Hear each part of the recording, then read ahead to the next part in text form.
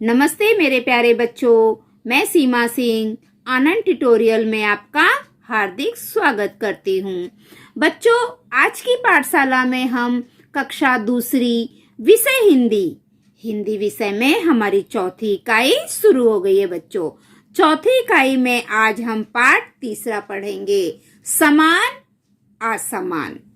बच्चों, समान इसका अर्थ है एक जैसा, असमान इसका अर्थ है अलग अलग। ठीक है, तो चलो बच्चों हम अपनी पाठशाला शुरू करते हैं। वाचन पढ़ो और समझो। अब ये चित्र दिखाई दे रहा है बच्चों, ये चित्र किसका है? ये चित्र आकाश का है। देखो बादल दिखाई दे रहा है ना। और यहाँ पे क्या लिखा है? आकाश। और यहाँ पे लिखा है गगन। तो बच्चों हम इसे आकाश भी कह सकते हैं और इसे हम गगन भी कहते हैं। दोनों का अर्थ एक है। ये एक समान वाले शब्द हैं। अब यहाँ पे देखो, बच्ची है, इसको ऊपर यहाँ पे क्या लिखा है? लड़की। और यहाँ पे लिखा है बालिका। मतलब लड़की को हम बालिका भी कह सकते हैं और लड़की भी कह सकते हैं। ये दोनों अर्थ इसके लिए एक समान है। हम लड़की भी कह सकते हैं और बालिका भी कह सकते हैं। ये क्या है? ये समान अर्थ वाले शब्द हैं, समानार्थी शब्द। अब ये किसका चित्र है बच्चों? ये चित्र देखो, ये चित्र देखकर लग रहा है कि ये जंगल का चित्र है ना। बहुत सारे पेड़ दिखाई दे रहे हैं हमें। तो ये जंगल को बच्चों, ये जंगल का चित्र है। बहुत सारे पेड़ दिख रहे हैं ना, जंगल। और यहाँ पे क्या लिखा है? वन। तो हम इसे जंगल भी कह सकते हैं और वन भी कह सकते हैं। ये समान अर्थ वाले शब्द हैं। हम इसके लिए वन का भी उपयोग कर सकते हैं और जंगल भी कर सकते हैं। अब बच्चों ये चित्र क्या है? ये चित्र है गुब्बारा। और यहाँ पे लिखा है फुग्गा। इसे बच्चों हम गुब्बारा भी कह सकते हैं और फुग्गा भी कह सकते हैं। ये दोनों का अर्थ एक समान है। ये एक समान अर्थ वाले शब्द हैं बच्चों। अब यहाँ पे देखो बच्चों चित्र, ये चित्र दिखाई दे रहा है आपको? चित्र में क्या दिखाई दे रहा है? ये दिख रहा है कि ये स्कूल है, पाठशाला, विद्यालय। तो बच्चों इसे हम पाठशाला भी कह सकते हैं और विद्यालय भी कह सकते हैं। दोनों का अर्थ एक ही है। ठीक है बच्चों। अब ये किसका चित्र है? ये सूरज का चित्र है ना। देखो इधर लिखा है सूरज, सूर्य। तो इससे हम सूरज भी कह सकते हैं और हम सूर्य भी कह सकते हैं। दोनों का अर्थ एक ही है बच्चों। ठीक है। अब ये किसका चित्र है? फूल। और यहाँ पे क्या लिखा है? पुष्प। तो हम इसे फूल भी कह सकते हैं और पुष्प भी कह सकते हैं। इसका दोनों का एक ही अर्थ है, फूल और पुष्प। दोनों का अर्थ एक ही है। ये समान अर्थ वाले शब्द हैं। अब ये देखो बच्चों, ये हमारा हाथ का चित्र है ना। इसे हम हाथ भी कह सकते हैं और इसे हम कर भी कह सकते हैं। क्या कह सकते हैं? कर। इसका मतलब हाथ भी होता है और कर भी होता है। हाथ के लिए हम इन दोनों शब्दों का उपयोग कर सकते हैं। ये समान अर्थ वाले शब्द हैं। ठीक है बच्चों। अब आगे देखो बच्चों, अब यहाँ पे चित्र दिया गया है और नीचे कुछ लिखा गया है। जैसे ये पहला चित्र है बच्चों, तो ये पहले चित्र में आपको क्या दिखाई दे रहा है? ये एक घर दिखाई दे रहा है। इधर सूरज देखो उगा हुआ है। सूरज निकलता है तो ऐसे रहता है ना बच्चों। तो यहाँ पे नीचे क्या लिखा है? उजाला। यहाँ पे क्या लिखा है? उजाला। बच्चों जब सूरज निकलते हैं ना तो चारों तरफ उजाला फैल जाता है। और उसके नीचे वाले चित्र में देखो बच्चों, यहाँ पे देखो पूरा अंधेरा अंधेरा दिखाई दे रहा है। घर तो हमें दिखाई दे रहा है, जैसे ये चित्र है वैसे ये चित्र है, लेकिन इस चित्र में पूरा अंधेरा अंधेरा है। मतलब सूरज डूब गया है। जब सूरज निकलते हैं तो ऐसे उजाला रहता है, और जब सूरज देवता डूब जाते हैं तो ऐसे अंधेरा हो जाता है।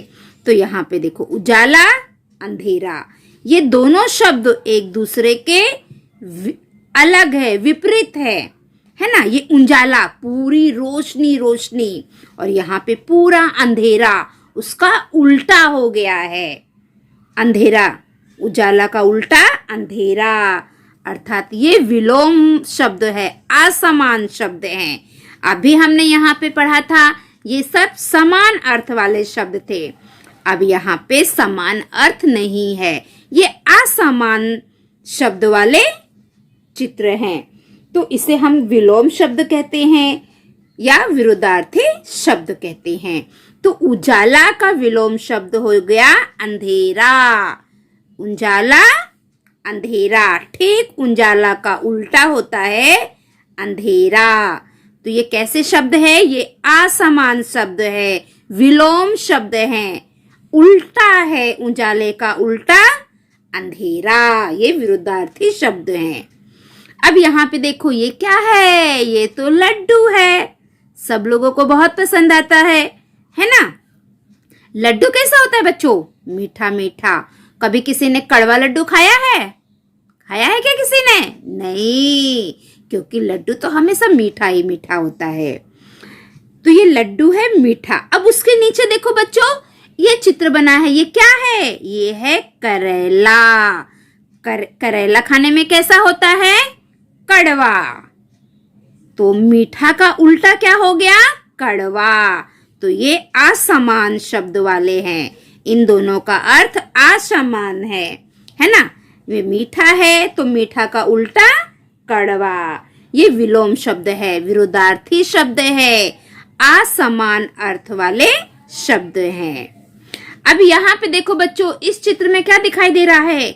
एक आदमी दिखाई दे रहा है, वो बहुत लंबा है ना। अब उसके नीचे वाले चित्र में देखो, यहाँ पे भी एक आदमी दिखाई दे रहा है, लेकिन वो बहुत ठिंगना है।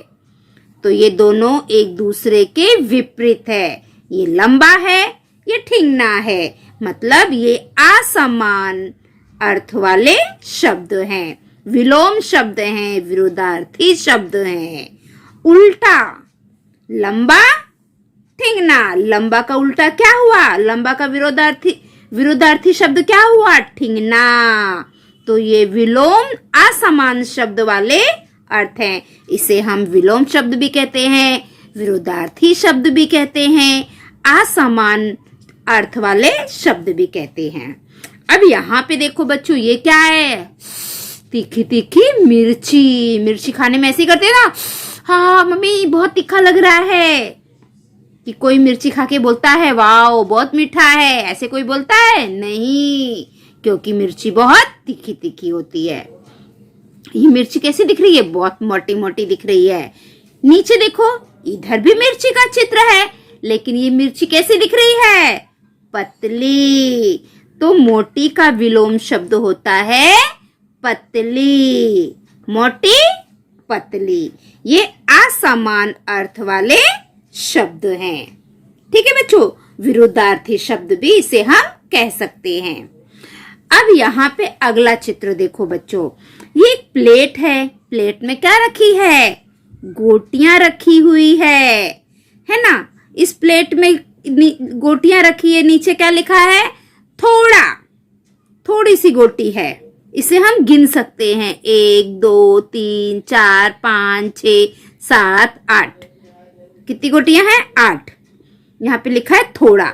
उसके नीचे फिर एक प्लेट है और इसमें बहुत सारी गोटियां हैं। नीचे क्या लिखा है? अधिक।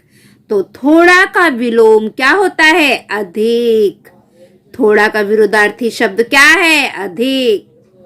अब यहाँ पे देखो बच्चों, एक घर का चित्र है और घर के बाजू में एक आदमी खड़ा है और लिखा है पास। ये जो आदमी है ये घर के एकदम पास में खड़ा है। ठीक है। अब नीचे देखो, उसके नीचे एक चित्र और है। यहाँ पे भी एक आदमी खड़ा है, लेकिन घर और आदमी दोनों के बीच में दूरी है ना, देखो यहाँ पे लिखा भी है दूर।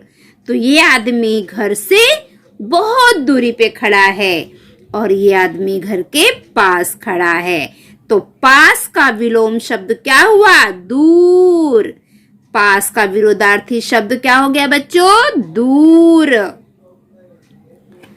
अब यहाँ पे देखो बच्चों, इस चित्र में आपको टेडी बियर दिख रहा है ना? ये कितना छोटा सा है और एकदम साफ सुथरा दिख रहा है ना? यहाँ पे लिखा है नया। और दूसरे चित्र में भी देखो टेडी बियर है, लेकिन ये कैसे दिख रहा है? देखो कलर लग गए हैं, गंदा गंदा सा दिख रहा है ना? दिखाई दिया आपको? नीचे क्या लिखा है? पुराना। तो नया का विलोम क्या है? पुराना।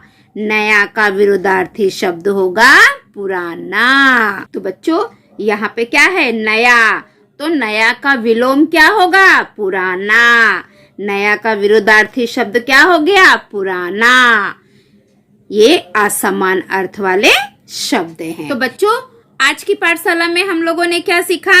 आज की पाठशाला में हमने समान असमान अर्थ वाले शब्द सीखे हैं। तो जो हमारी आज की पाठशाला है वो यहीं पे समाप्त होती है। अगली पाठशाला में हम कल फिर मिलेंगे। अगर आप मेरे पाठशाला में नए हैं तो मेरे पाठशाला को लाइक करिए, सब्सक्राइब करिए, कमेंट करिए और अपने दोस्तों में ज्यादा से ज्यादा शेयर करिए ताकि मेरी पाठशाला का लाभ सभी बच्चे ले सके। अगर आप मेरे पाठशाला में नए हैं और आप मेरे पाठशाला देखते हैं तो सबसे पहले आप मेरे पाठशाला को सब्सक्राइब कर लीजिए और जो घंटे का चित्र है उसे ऑन कर दीजिए ताकि मैं जो भी वीडियो डालूं वो सबसे पहले आपको मिले और आप सभी बच्चे अपनी पढ़ाई अच्छे से कर सको। ठीक है बच्चों, आप लोगों ने यहाँ तक पूरा वीडियो देखा उसके लिए धन्यवाद। अगली पाठशाला में हम कल फिर मिलेंगे। तब तक के लिए बाय बाय बच्चों।